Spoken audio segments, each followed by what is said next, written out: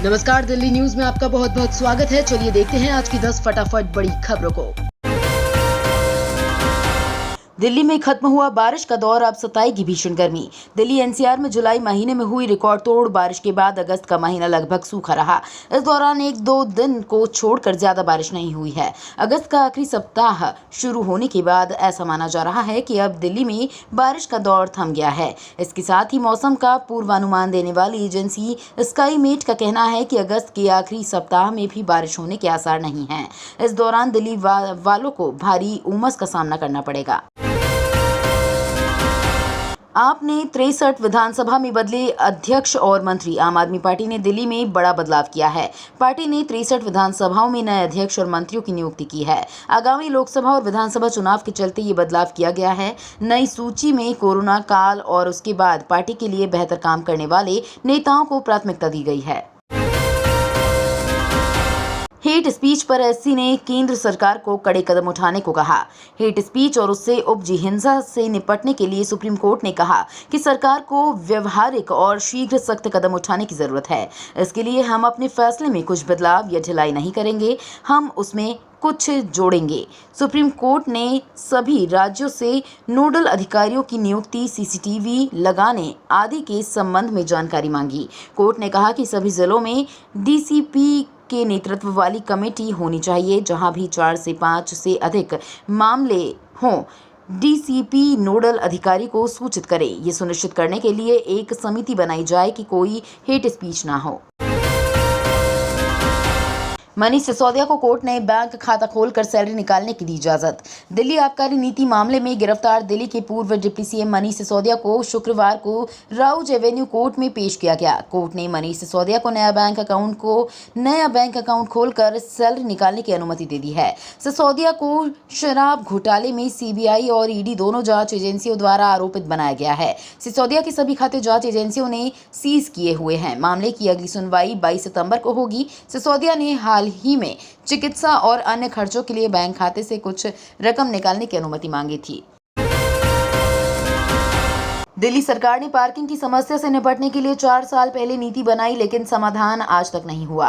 Parking प्रबंधन क्षेत्र योजना 2019 में घोषणा की गई नीति के तहत अभी तक अधिकांश क्षेत्रों के लिए परिवहन विभाग द्वारा अधिसूचना जारी नहीं की गई है। दिल्ली सरकार के अधिकारी का कहना है कि इस मामले को G20 शिखर सम्मेलन के बाद उठाया जाएगा। मीडिया रिपोर्ट से जानकारी मिली है कि राष्ट्रीय राजधानी के लिए एक समर्पित पार्किंग नीति की अधिसूचना जारी होने के करीब 4 साल बाद भी जमीनी स्तर पर इसका क्रियान्वयन न के बराबर हुआ है।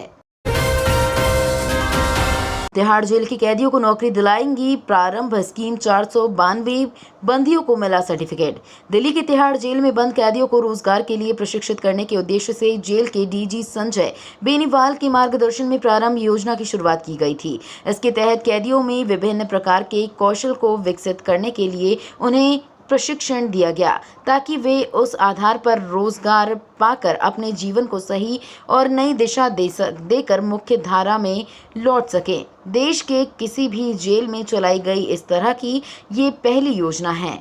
इस योजना के पहले चरण में तय किया गया था कि 1020 कैदियों को कौशल प्रशिक्षण देकर लाभकारी योजना रोजगार प्रदान करना है। दिल्ली के पूर्व मंत्री सत्येंद्र जैन को सुप्रीम कोर्ट से मिली राहत।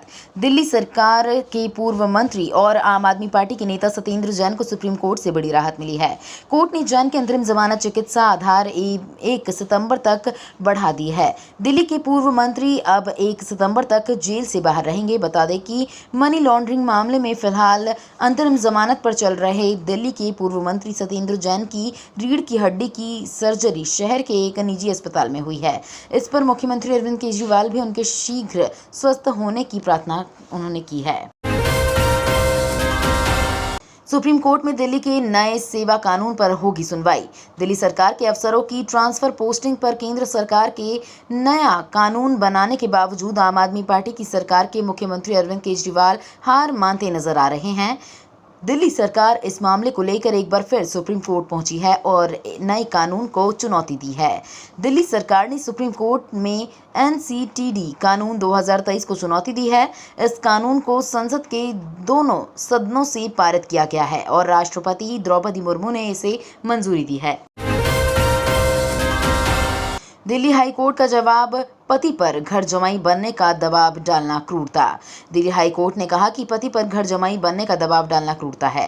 कोर्ट ने तलाक के एक मामले की सुनवाई करते हुए ये बयान दिया है। कोर्ट ने कहा कि एक पत्नी अपने पति से माता पिता को छोड़कर घर जमाई बनने का आग्रह या उसको लेकर उस पर दबाव नहीं बना सकती। ये एक क्रूरता है। ये बयान देते हुए कोर्ट ने तलाक की अर्जी स्वीकार कर ली।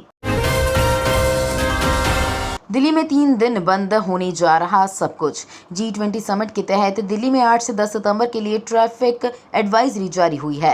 इस दौरान ज्यादातर मार्गों पर आवाजाही बंद होगी। बाहर से आने वाले वाहनों, माल वाहकों की एंट्री बंद रहेगी। बाहर से आई बसें रिंग रोड से आगे नहीं आ सकेंगी, जबकि दिल्ली में मौजूद बसें बाहर नहीं जा सकेंगी। यहाँ स्कूल, दफ्तर, बाजार बंद की घोषणा भी हो चुकी है। ऐसे में हालात मिनी लॉकडाउन जैसे हो जाएंगे। तो ये थी आज की बड़ी खबरें। डेली खबरों से अपडेट रहने के लिए चैनल को सब्सक्राइब करना बिल्कुल ना भूलें। धन्यवाद।